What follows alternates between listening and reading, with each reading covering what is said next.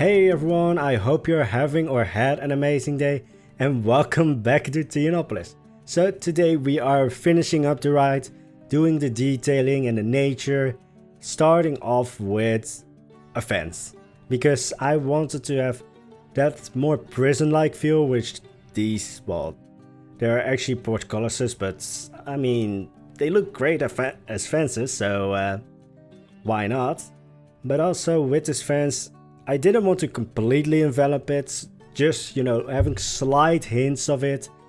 And then, of course, miscalculating the range of the swing ride. So, yeah, I had to lower the last fence. And, like I said in the last episode, like, oh yeah, you have to also account for the range of the swing. Because the ground floor of the swing ride is actually, well, it's already large, but the range of the swing is even larger.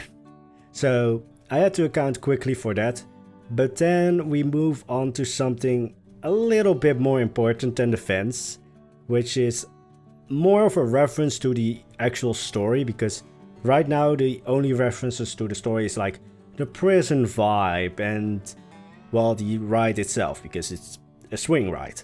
But for the actual reference to the story, I wanted some kind of ramp so that, well, in the story actually they jump off a tower, if I'm correct.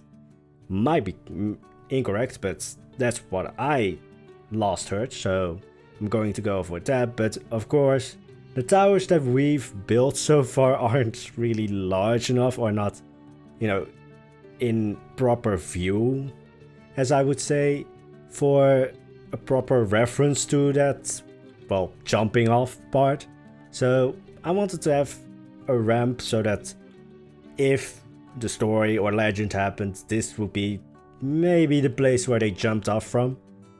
So it's a little bit tricky to build. Well, it wasn't as tricky as, well, the cube building, because that one took actually, well, one part of the cube building was annoying because it just kept being in the way of the swing. But this one was not as annoying as that, but it was, because it's actually on the ground floor of the swing, it was constantly just like looking back, like how far can I push it until the swing hits it. And then when I pushed it back, of course the ramp wasn't long enough, because, well, it just didn't feel long enough, so it was expanded. And it's actually, I wouldn't say it looks completely good, but it's workable. And then also because I've gotten a lot of comments on Theonopolis like, oh, this reminds me of Assassin's Creed Odyssey or even Assassin's Creed Origins. And so, yeah, that's what happens if you actually jump off a ramp into, hey, you die. So there's a reference to that. Also, just because I wanted to add a skeleton. And this, with the ramp and the skeleton, it just fits perfectly for that, like, AC reference of doing, how is it called? I always forget the name of it, but it's, well, it's just diving off a tower. Let's just keep it at that. I'm awful with names.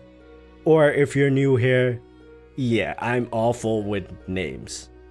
So if I ever forget those names, please say them down below in the comments, because I really forget what it was called to basically take a dive off any high point in Assassin's Creed. It has a name, but I've forgotten it. But now for the, well, gate to the labyrinth, or, well, door actually, it's not really a gate. But because, the gate or door is a little bit intimidating, a little bit darker, I wanted to actually break it off. Like, I didn't want to have a completely dark, creepy section. So it's just a lot of flowers that went into it, just to brighten up this place. Because even with like a little bit of flowers, it's still too dark for me. And yes, I had said in the previous episode, oh, I'm on a really big, dark, creepy vibe right now when it comes to building. But with this being, well, sort of a more mystical place, because with those pillars and just the ground overhanging and all that, it just already felt a little bit more mystical. Like the only thing that really made it dark was the door. So I just thought like, alright, for some reason I want to build something very mystical, something that's very like contrasting with the dark door that's behind it, which still every hour the Minotaur actually just bonks on the door, and it's fun to actually see that and hear that. Like you have this very mystical fairy tale like outside with all the flowers and such, but then you have like the dark ominous bonking on the door from the Minotaur, which in my opinion really worked. And also just adding a little bit of like excessive nature, because I think it's a little bit well, I don't think those vines would really grow there, but it's just, it adds to the more mystical nature. And chickens, I have no clue why I add them there. And also just that chicken investigating the corpse. Yeah, sometimes it's just like, I want to play something and I'm thinking like, I have no idea why I placed it. Like literally no idea. But it's fun and it looks okay-ish. Again, tapping more into the mystical vibe of the place with those large hanging roots, which actually do sort of work out because there are like trees up above. So you could say that the roots are from those trees, but they're really just there basically to completely enforce that mystical fairy tale like feeling that this place is now slowly getting. Like this is really just, again, if you looked in the background you can already see, or you already saw the Minotaur bonking on the door, and then adding some fireflies because why not? Also, I didn't really want to add more lighting to the place because it just looks better with like a really minimal lighting, just those two large candle holder thingies. Again, lost the word for it. I'm probably going to find the word again and just, I always do like a pinned comment, so if I find a word for it quickly, I will place it there. Anyway, now for the rest of the mountain hill. It's more of a hill, but I wanted to have some kind of just I don't know really how to describe it, but just a little bit of like a moat-like thing, or like a ditch thing, so that because it's a prison, it's even more secure. But then I thought like, alright, if I have just normal rocks, it would basically go into a slope, which I didn't want, so I needed some way to contain the rocks, which is why I built these, well, sort of just walls. Walls made out of logs. But then also because this probably is like an older building, plants always find their way somehow. I mean, just look at every street. I think you can find at least 1,000 pieces of weeds and everything. And then also, like, I'm not going too far into this area, which is basically on like the eastern side of this ride, just because I have literally no clue what I'm going to do with this part of the, well, this area, because I wanted to first like build sort of like a park, or, you know, a little bit of like a forested area. But then this ride is like right next to the plague ride, or the plague coaster. And that's a little bit like, that coaster turned out to actually way more urban than I thought or envisioned it to be. So having a heavily or mildly forested area in between this ride and the coaster just felt really weird. Like, it felt a little bit too much of like a drastic change between like this ride, which even though it's going to be heavily like nature and everything, it just felt a little bit too much of like a drastic change between urban, forest, urban. So no clue what I'm going to do with this area, but I just wanted to add some kind of sun protection in this sort of canopy like thing. Yeah, this is really one of those buildings where I'm just like, I have the urge to build this and I have no idea why. Just like those chickens. Those chickens were really just, I have no idea. But then going to another hillside with a little bit of a moat or ditch like vibe. So again, needed to find a way or build basically a little bit of the same way of containing the rocks so that the rocks wouldn't just fall down and create a slope, which doesn't really go with that like moat feeling. So again, just using the same thing that I used for the last rocks. Yeah, there are a lot of rocks. Also just placing the rocks in a way that they are like not sticking through the fence or the wall, but also are like teetering on the edge of it.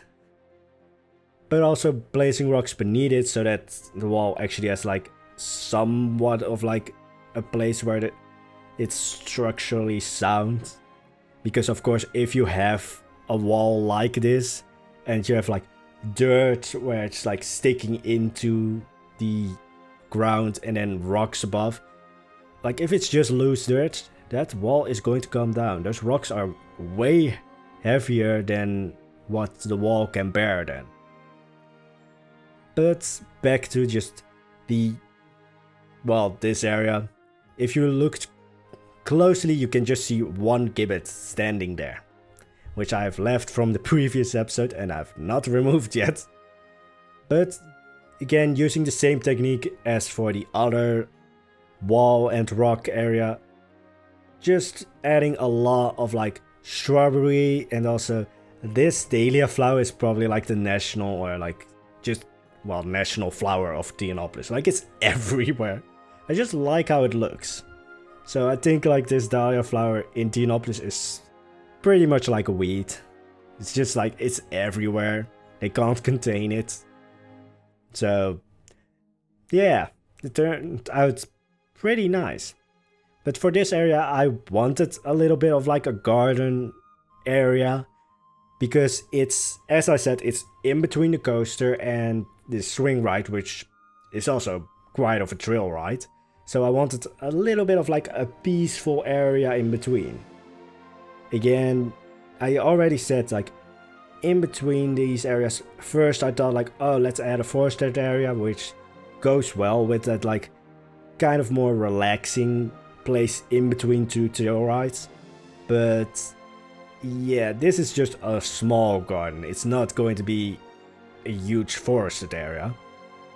Because again, that huge forested area would just be a little bit too much of a contrast. Or the conversion between like urban, forest, again, not in my mind the greatest. But for this area, first I thought like, alright, let's keep, color-wise, let's keep it to a minimal. So, well, for me, keeping color-wise to a minimal was literally just not including those tulips. But it's just a nice little pop of color. I really like the original color of the tulips that like Blanco gives you, this like orangey color. Which, I don't know why, but I really liked it.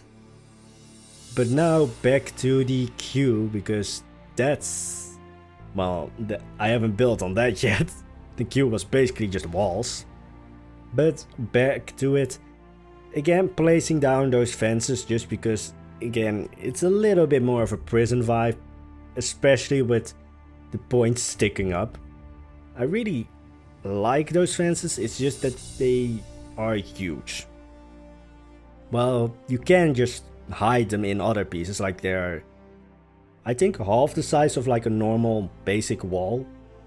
So you can easily hide them, but it's just like you need a lot of space either above or below it to hide it, or at least hide it properly. But because this is a wall that's like into the ground, it's pretty easy to hide them.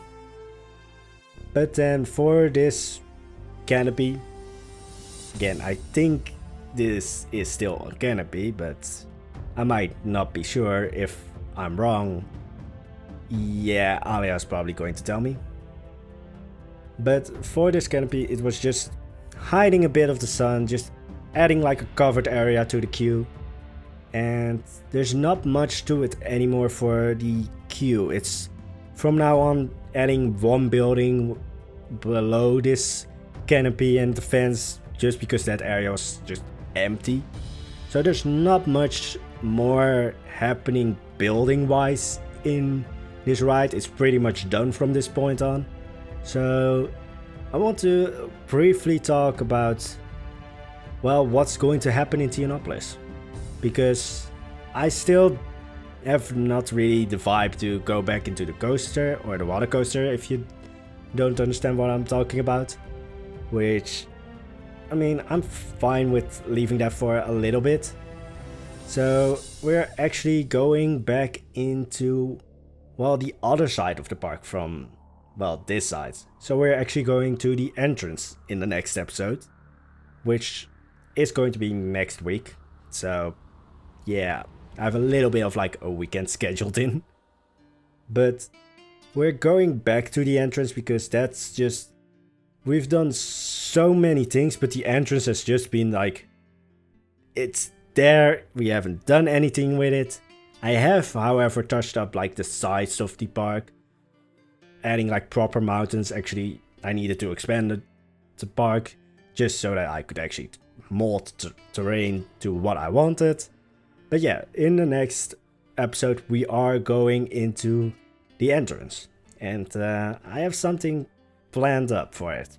And yeah, it's quite interesting. It's not really ancient Grecian, but it works for the entrance. Also, I quickly want to go into one comment from the last video in which Nit, again, if I'm mispronouncing your name, anytime I bring you up or anyone else up, please do tell me. But in that comment, Nit said something similar to like, it's funny how many times you need to say that you're not psychopathic or crazy, or, well, in my case, I also quite often say I'm not drunk, even though I sound like it. And I thought that was the way to say that you're not psychopathic, by just repeating it 10 times. I'm not psychopathic, I'm not crazy. Yeah, maybe that's working against me. Though I am proud to be squirrel crazy, as you would say it. But yeah, I just, for some reason, I always repeat myself and it's not helping my case. I know that. But it's just like my brain goes into like autopilot when it's like, alright, you're sounding a little bit strange. Let's just hammer it in there that you're not completely crazy. You're just squirrel crazy. I don't know why I settled actually for a squirrel. Or at least, I didn't know why I settled for a squirrel when I started out. Now, though, it's very obvious that it's the perfect fit. I'm slightly, well, crazy and really easily distracted. And maybe that also means that I'm slightly psychopathic. Nah. I mean, I'm the perfect level of crazy for Planko, so that's a good fit in my book. Anyway, this is going to be it for today. I hope you enjoyed the video. If you do, don't forget to subscribe and like the video. And I hope to see you back in the next video where we will actually finally, after 50 or so episodes of Theonopolis, we will finally tackle the entrance. And it's going to be interesting. Anyway, hope you again enjoyed the video, and I hope you all have an amazing day. See ya!